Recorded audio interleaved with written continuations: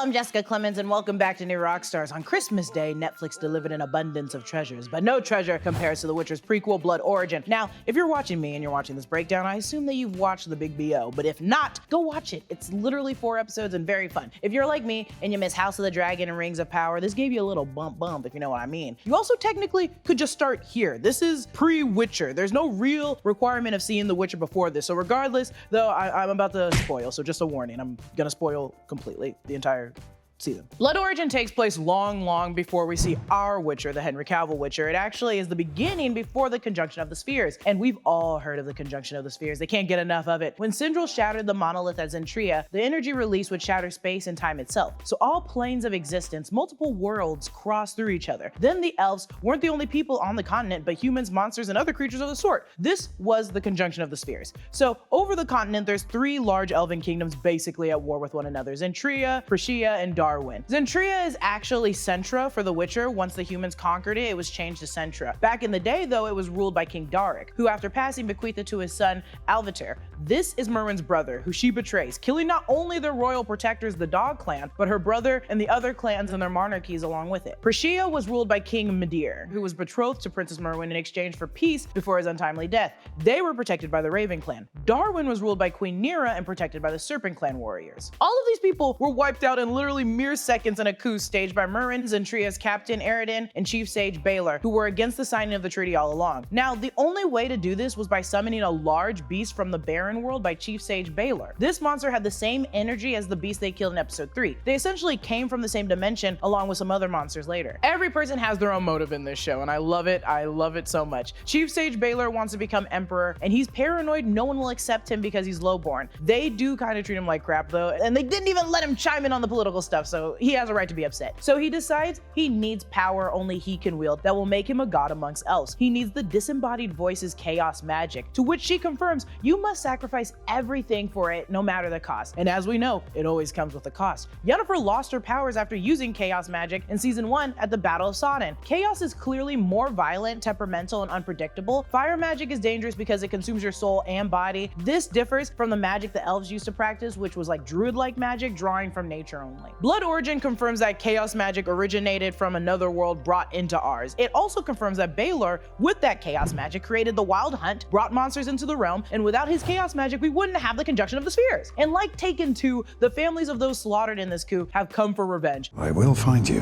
and I will kill you. Now, some of these heroes belong to clans, and you can usually join clans by birth. Sometimes children of these clans are sent away to swords masters and druids to provide training, and if they dip out, it's reflected on them and their mentors, which we kind of see in the Lark, aka Ella, played by Sophia Brown. She's currently a roving bard singing tales all over the towns, unknowingly putting faith into every low-born ear over the continent. She's basically the leader of the 7 in my opinion. She starts the whole revenge story and receiving the vision from Ithlinne, but her story is very complicated and very justified. She was born into the Raven clan and trained to be a warrior and protector of the Prussia royal family. She also was trained by Skian, the last member of the Ghost tribe who joins the team later. Ella was plagued with horrible guilt for committing horrible things to innocent lives in the name of their leader and kingdom from a young age, so it just wasn't for her. You know how it goes. So she left the clan to fulfill a career as a bard. That is until her sister and her are ambushed, leaving her sister killed. She realizes the guards that tried to kill her belong to all 3 kingdoms who hated each other, so something must be at play if these attackers are all trying to keep them from getting to the treaty signing. This is when her revenge tale really starts. Additionally, I mentioned receiving a vision from Ithlinne earlier. If that sounds familiar, it should. Francesca said she was guided by Ithlinne in visions where she was lost in a maze of dead bodies in season 2. Then we see the Deathless Mother use her form to trick her later, but we see her now in the flesh as a regular barmaid. She's known in Witcher season 2 as a high prophet, also known as the White Robed One, and many elves trust and follow whatever she says. Though,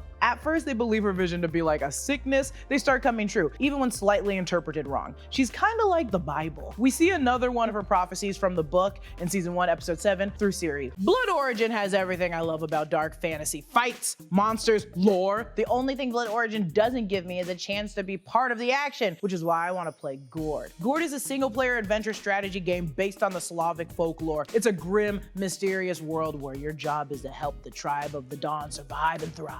Gord is a city builder with survival elements. Yes, you get to put up walls and grow your gourd from a humble settlement to a formidable fortress, and there are procedurally generated quests to keep you busy 4 hours, hunting legendary creatures and uncovering ancient secrets and more. But the thing that's really exciting for me is the sanity system. Every aspect of your settlers' lives, from illness and hunger to the death of their kin, can impact their sanity levels, which works in real life too. Once they've gone through too much, you run the risk of them fleeing your rule, or worse, breaking down and tearing your settlement apart from within. Oh god. Gord is available to wishlist now on Steam and will be available to play soon. Click the link in the description box to learn a little bit more about it. Then we meet Fjaul Stoneheart, played by Lawrence O'Furian, and I know I'm pronouncing that last name wrong and I'm sorry. Formerly of the Dog Clan, and the big reveal in Blood Origin is that he was the first Witcher. Briefly, Fjaul Stoneheart was banished from Zentria for sleeping with Merwin at the beginning of the season, and through a lot of complicated hoops, he decides to join and help Ella on her quest to avenge those fallen in the coup, seeing as his father was slayed by the monster and his sister's neck slit by Merwin herself.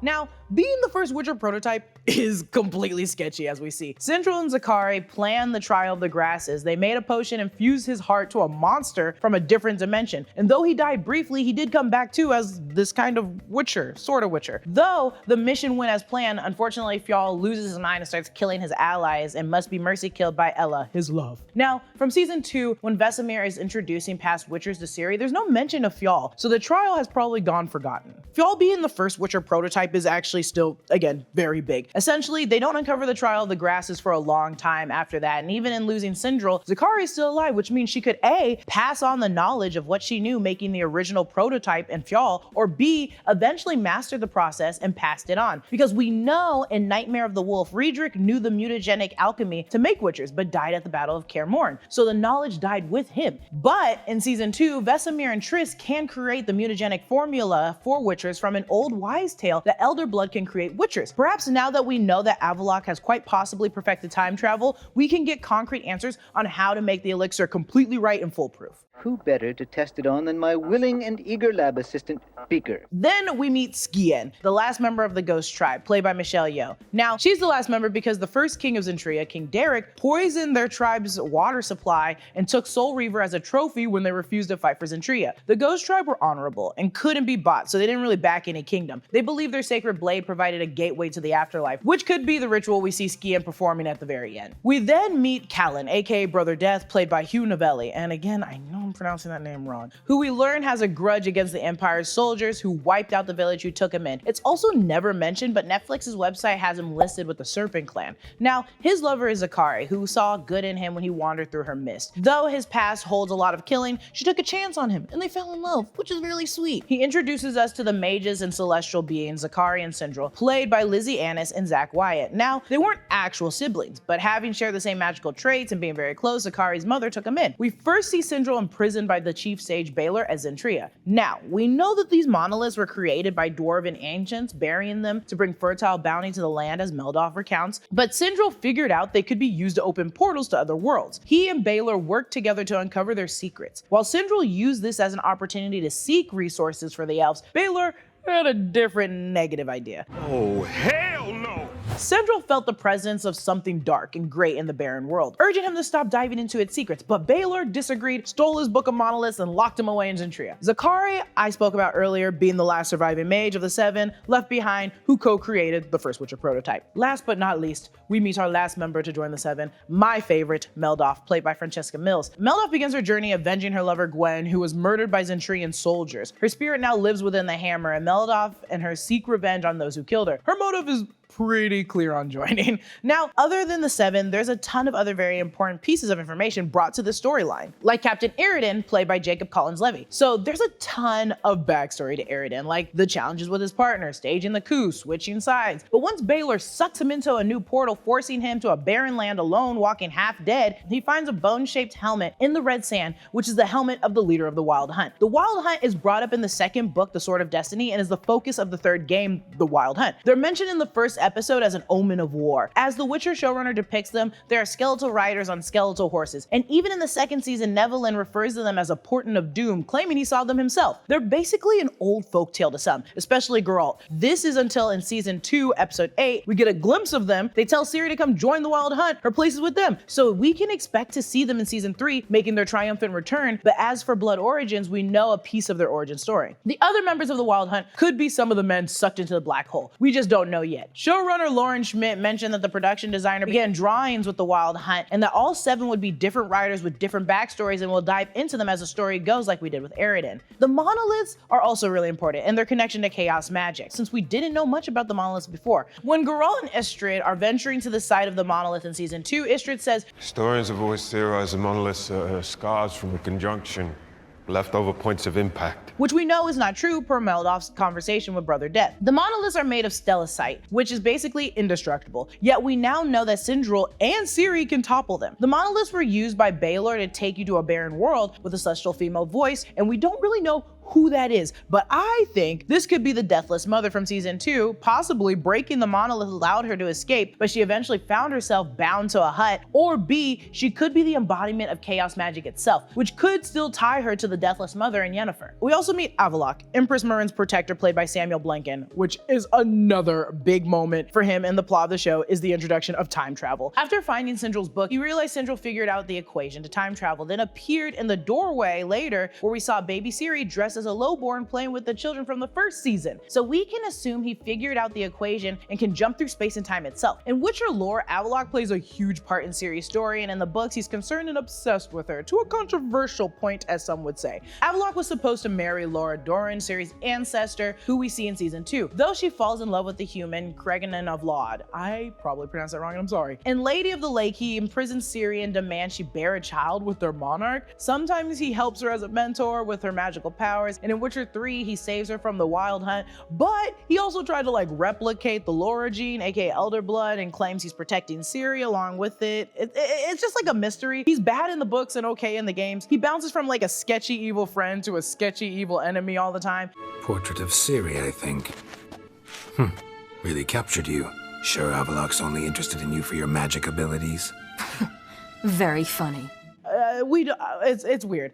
In an interview with Collider, the showrunners Declan DeBarra and Lauren Schmidt said time travel is going to be part of the main series because Avallac'h is part of the main series, and of course that's one of Ciri's main powers, is traveling through time and space. So instead of seeing Avallac'h as the horrible figure, maybe he can appear in season 3 watching and tracking Ciri and her powers as they grow with her Elder Blood. But 9 times out of 10, everyone's intention with Elder Blood is bad and selfish, so who really knows? He could show up as a mentor, or he could be there to divide Ciri and Geralt. It's kind of like Grogu with the Mandalorian and the Jedis. Maybe he's there to pressure her to make a choice between the Witcher or following his path. It's all still kind of murky if he's gonna be good or bad, but he's there nonetheless. The season concludes with the Lark now pregnant with Fjall's child, and she receives another prophecy from Ithlinne. The time of the spheres is upon us. Ainshed lost across the skies, cast adrift in time, ever searching for love, lost and left behind. The Lark's seed shall carry forth the first note of the song that ends all times, and one of her blood shall sing the last. Yeah, you get it. The first sentence refers to the conjunction of the spheres. Ainshed refers to the race of elves during Blood Origin that inhabit the continent. By the time of The Witcher, they'll be blackballed, because we know that they're treated like crap now. The biggest takeaway from the final line is about the Lark's seed. When Ella had sex with Fjall after his transformation into the prototype Witcher, it's sure enough the child would be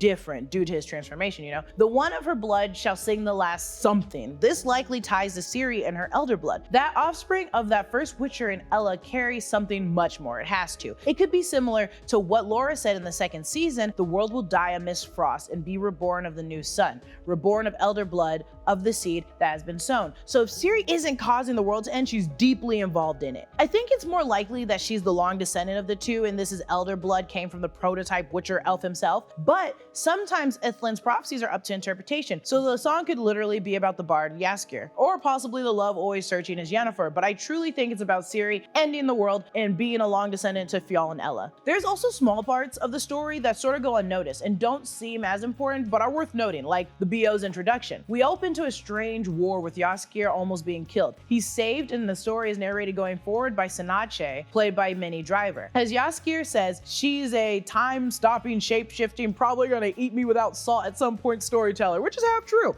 We don't know her true form. Declan DeBarra says she's a creature that moves through time, collecting stories and bringing them back to life. She's the one telling Jaskier the tale of what happened 1200 years ago, so he can remind everyone of how it began. We know from Blood Origin the Lark's song helped the lowborn rise up. Maybe we'll need that song for the people, and the tale spreads so everyone can be warned and inspired. And it's also cute. The Raven Clan Lark now passes on the tale to the Sandpiper. It's just a bunch of bird puns. Solarith is mentioned a ton by Merwin throughout the story, especially how Solarith followed comets in the sky, now known as Solarith's Eye, to the continent and stole the land from the dwarves, ushering in the golden age of the elves. Contrary to what we see in The Witcher, where elves are downtrodden and suffered under human torture, we see in Blood Origin the coup was the first step in the elvish decline. It seems as though, with or without humans coming, Merwin neglected her people who rose up against her, leading her to her death. Solarith worked as an inspiration to Merwin in Blood Origin. Now, Solarith did push the elven race ahead, but on the corpses of the dwarves, and when she died, the continent became 3 kingdoms at war with each other.